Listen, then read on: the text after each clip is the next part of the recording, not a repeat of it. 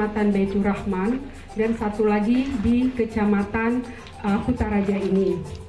Jadi total seluruh balai penyuluh yang ada di Kota Banda Aceh sudah berjumlah 9 buah yang semuanya sesuai dengan arahan dari pusat. Jadi setiap kecamatan sudah ada satu balai penyuluh, Pak.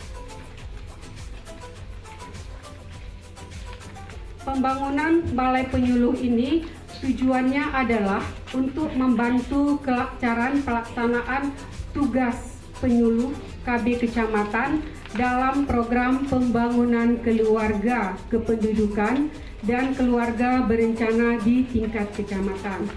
Harapan kita semua dengan adanya Balai Penyuluh KB ini, maka para penyuluh kependudukan, keluarga berencana, dan pembangunan keluarga yang ada dapat lebih maksimal dalam membina keluarga untuk mengetahui secara detail pentingnya program KB dalam menjalankan pembangunan guna mewujudkan keluarga sejahtera.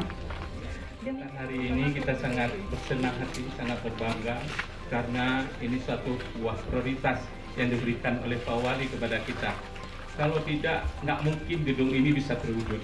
Karena apa? Di Banda Aceh, ya, cari tanah lahan itu luar biasa. Kalau kasih uang mungkin bisa, siapa aja kasih uang bisa. Tapi Pak Wali sudah dengan berusaha memberikan prioritas untuk program Bangga Kencana, sehingga di semua kecamatan sudah ada Balai Penyuluh KB. Mari kita beri aplaus kepada Pak. Balai Penyuluh KB Kota Banda Aceh yang sebelumnya hanya 7, sekarang sudah ada di seluruh kecamatan. Bismillahirrahmanirrahim.